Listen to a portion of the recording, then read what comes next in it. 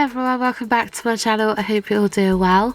Today's video I'm going to be making another ashtray with some resin. I've done this once before on my channel. I made a rasta ashtray for one of my very good friends. I will link that up here if you haven't already seen that video. Definitely go and check it out. It's the first time ever doing anything with resin and I was really pleased with how it came out, and yeah, I thoroughly enjoyed it. I've been wanting to do this again for a while, so I'm here today. I'm excited, I'm ready to do another one. I'm not going to be doing a rasta one. I was thinking I'm going to do like a beach kind of themed one, which is going to be a little bit more complicated than the rasta one, but I'm really excited to give it a go and just see how it turns out. So this is my ashtray mould. I picked this up on eBay for about £5. I will link it in the description box if you'd like to purchase one. It was really cheap and it's a really good little mould. It's only got one indentation there where you sort of put your ciggy. Some of them do sort of come with 4 or 2, but I've just got one with 1. But it's a really good little mould considering how affordable it is. I've also dug out this mould, which I've never used before, and it's like a little trinket box mould. I've sort of dug this out because quite often you end up with leftover resin, and I figured I'd get this out just in case and just sort of create a random trinket box if I have any spare resin. This is the resin that I will be using. Ignore the state of the bottles. I've had this quite a while and I was really messy with it last time I used it. But this is the resin. I got this from Amazon. It's a 1:1 ratio resin. It's really good, it's really clear, and probably one of the more affordable ones. These are 250ml bottles. Oh no, 260ml bottles, and it cost me £20 or thereabouts for these in a little kit with some measuring cups, little mixing things, gloves, like the whole lot that you need. It's really affordable. Again, I will link that in the description box, and if you check out my other video you'll see a bit more of that kit in depth. But that is just the resin that I'm going to be using today. Since my last video, I've also purchased these silicone measuring cups. These are reusable and definitely a really good thing to have. You can just simply, obviously there'll be residue of the resin left in the measuring cup, so you just leave it to set and then you can pull it out and then reuse the cups. So if you're into resin and you haven't seen these before, I definitely would recommend them. They're really handy. So I'm simply going to start off by adding in some charms. Obviously this is a nail channel, I have a lot of nail stuff, and I have loads of these like little metal charms, and quite a lot of them are sort of sea themed. We've got seahorses, we've got shells, we've got starfish and bits and bobs like that. So that's what I wanted to use for this. I'm basically going to be putting a load of these around the whole edge of the mould. So they'll be at like the top of the ashtray around the edge, which I thought would look really cute. And then I'm going to mix in probably some clear sort of holographic or white fine glitter in with some resin, and sort of pour that into this sort of where this part of the ashtray meets. And then I'll be doing sort of like hopefully like a sea sort of effect here with some sand and then some sort of blue resin, sort of try and make it look like waves. I've got this vision in my head. Whether it'll come out the way I picture it, probably not. I know what I'm like, I picture things, they never turn out how I expect them to, but I'm going to give it my best shot. So that's what I'm going to do first. I'm going to just start by lining a load of these inside of here, and then we'll move on to the resin. But I'm going to stick on some music. I'm not going to sit there waffling through it, it's probably going to take me a while, so I'm just going to speed it up, whack on some music, and I shall see you back when it comes to the resin.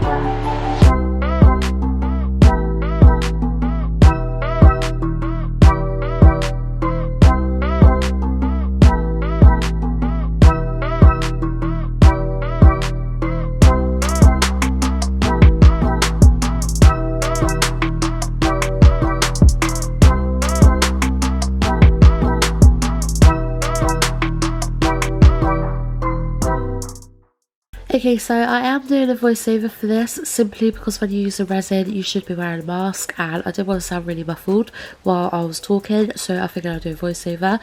As you will see then, I've added in the gold charms and I also added in some micro diamonds in light blue and dark blue, and now I'm ready to do some resin. So I'm using part A, which is the resin itself, and last time I'd done this I'd done 30ml, but I did get advised to do it in weight on the scales in grams, so that's what I'm doing. But I'm doing 40 grams of part A, and then I'm going to be adding some pigment powder, some glitter, giving it a thoroughly good mix in, and then I'll be adding 40 grams also of the hardener, which is part B. You do a 1:1 ratio, so you do equal amounts for both. And you do need to make sure that you mix it very well for a couple of minutes. You do end up getting a load of air bubbles in it, and I really struggle with getting rid of air bubbles. You do ideally need a heat gun. I don't have one of those. I tried using a hairdryer, which didn't really seem to work very well at all. I don't think it gives off enough heat. Instead, I ended up using one of those long sort of lighters to try and get rid of some of the air bubbles, but with this sort of mould, because it's quite deep, I really struggled to get rid of the air bubbles with it, and I need to get myself a heat gun. Like, if you're doing resin, I definitely would advise getting a heat gun, because that's what everyone seems to be using. It seems like they work really well. But as you can see here, I'm literally just mixing the two different pigment powders in here and some of the glitter. I used ultraviolet glitter that my friend Gina gave me, and then also some just sort of standard white sparkly glitter that I got from M&M nail art supplies. I'm using a lot of my nail stuff in this video, but yeah, I'm just adding in the hardener now. Like I said, I'm doing 40 grams of this as well, and again just mixing really thoroughly.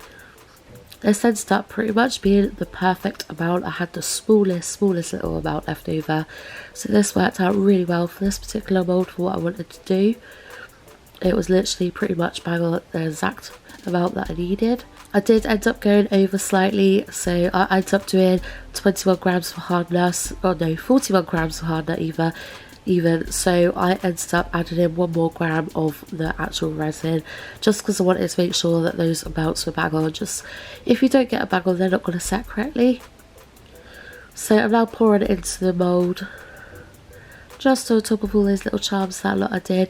And like I said previously, I'm literally just adding it in to make it level with that centre bit. I didn't want it to go over at all, because I wanted to keep that centre bit completely clear for the rest of the design. But I'm really happy with how this bit turned out. I think it came out really nice. Quite a few air bubbles, like I said, but it's quite a deep mould, and I just found it really hard to get rid of the air bubbles. I have actually been recommended before to leave the resin in some hot water for a little while before pouring it, because that's meant to bring all the air bubbles to the top and make them easier to get rid of, but I completely forgot, to be honest. But as you can see here, I'm just pouring the remaining resin, which was probably only a couple of grams, into the lid of that trinket box that I was going on about. The trinket box didn't actually turn out very nice at all, and the lid doesn't go on the way I thought it would. It kind of just sits on top. It doesn't actually, I don't know, it just doesn't really fit around it properly. Not too happy about it, to be honest. But yeah, I've got a trinket box anyway, but it looks awful, absolutely awful. As you can see here, I'm trying to use the hairdryer to try and get rid of some of the air bubbles. It's just really messy because it's got quite a lot of power, but I just don't think it really had enough heat in order to get rid of the air bubbles. Instead, it was just a bit too powerful. I was sort of sending the resin flying. So I definitely, personally, with my hairdryer, it might just be my hairdryer. Another hairdryer might be better, but my one isn't the one for resin at all. But moving on, I've left that set for 24 hours. You're meant to sort of leave it for 24 hours in between coats to make sure it's fully hardened.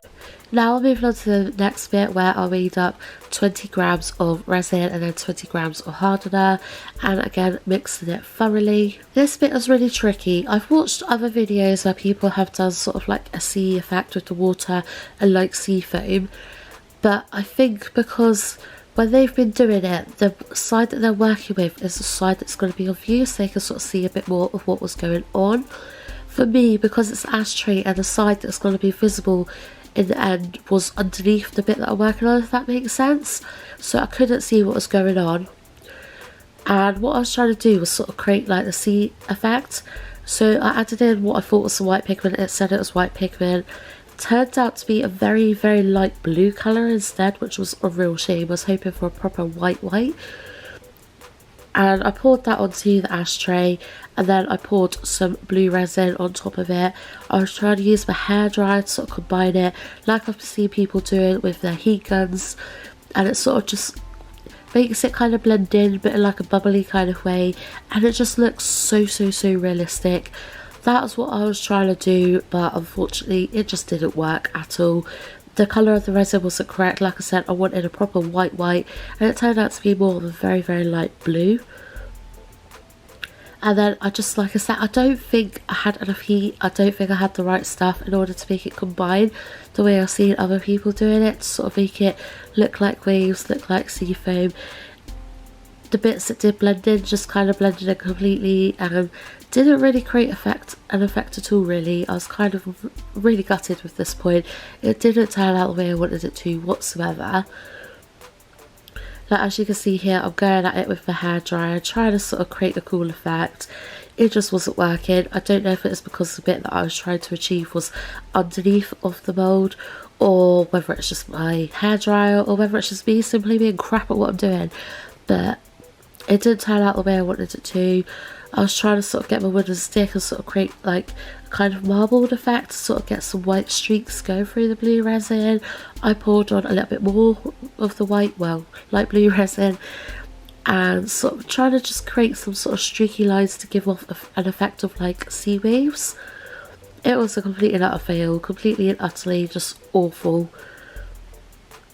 I'm here again with the hairdryer, trying to make it work. And yeah, it was just sending the resin everywhere. As you can see, I was literally creating a right mess. And it just wasn't working the way I wanted it to at all, in the slightest. If anyone has any tips on how I could improve this and make it work, I would really appreciate it. I've seen other videos doing it, and I was trying to like do the same thing, but I'm not too sure where I went wrong, really. I do a relatively okay job at recovering it towards the end though, as you will see. But here I'm just adding in some alcohol ink. I've got dark blue alcohol ink and a green alcohol ink that I was sort of putting in the corner here, because obviously with the sea it sort of gets darker towards the middle, I think because obviously the water level it sees deeper as you sort of go further out, so the water looks darker, and that's the sort of effect I was trying to create here with some alcohol ink. I was really just trying to make it look as realistic as possible. And then I decided to add in some white glitter just to try and create that like sea foam effect again. At this point I was just improvising and just trying to think of anything that I could possibly do just to make it look more like a sea. I don't think it come out completely awful, but I do sort of play around with it at the end and sort of make it look a bit more realistic. Like I said, I had a vision in my head.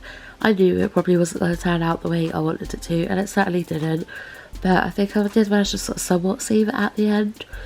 But this is now the point where I'm going in and pouring the resin for the sand. This is builder sand, like you buy it from the local sort of building suppliers. So it's kind of like a grey colour, and I wanted more of like a golden sort of sand, like what you'd find on a nice beach. So I decided to add some yellow pigment powder in, which did kind of give it a little bit more of a golden effect, but not quite the way I wanted it to. But I tried. It felt really horrible working with this. It was very greeny, as it would be, it's sand.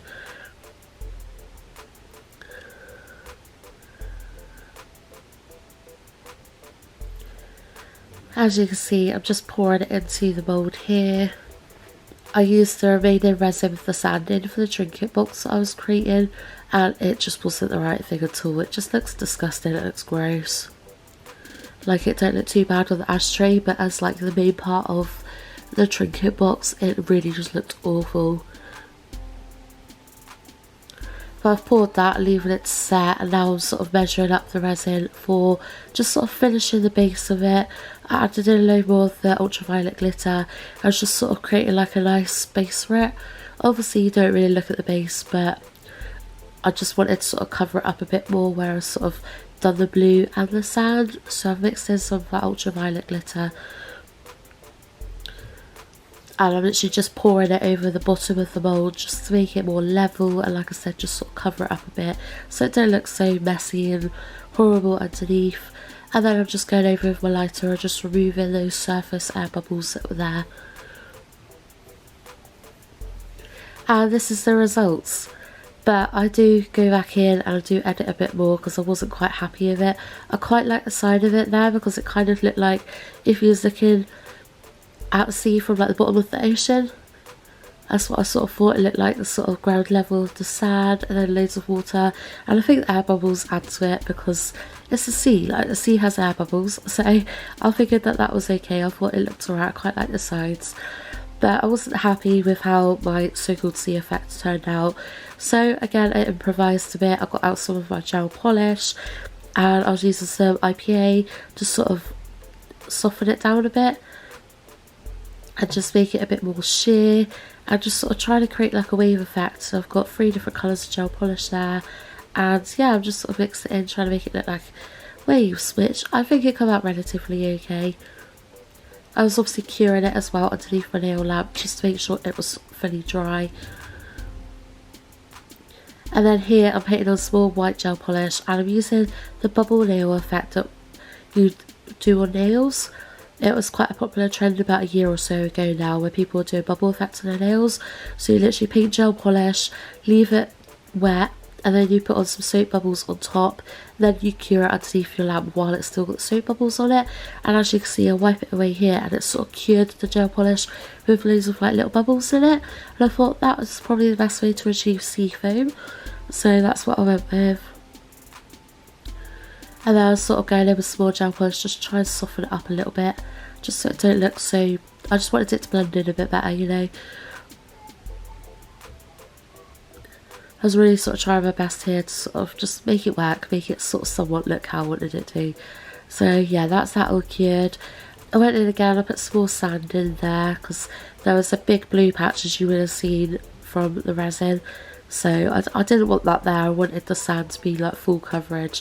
So I've added in some more sand, I've poured in some more resin. I think I've done 20 grams in total, so 10 grams of each of the resin. It turned out to not be quite enough, so I think I put another maybe about 10 grams in because I still had about 10 grams left over at the end of it.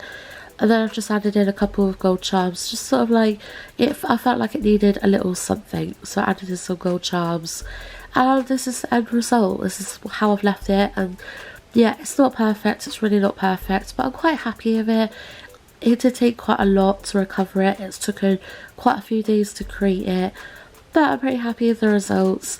I definitely haven't gone about things the best way that I could have, but this is the second ashtray I've ever made. I've really not done a lot of resin, but I really enjoy playing with it, and I really hope you guys have enjoyed watching the video. I would like to do more resin videos on my channel and just try and get a bit better with resin because it's really fun to create bits and bobs. I've got quite a few moulds now, and yeah, it's just a really fun thing to do. So yeah, if you like this video, please give it a thumbs up for me, subscribe to my channel if you haven't already, and yeah, other than that, I hope you all have a fantastic day whatever you're doing. Much love to you all, and I shall see you in the next video. Bye!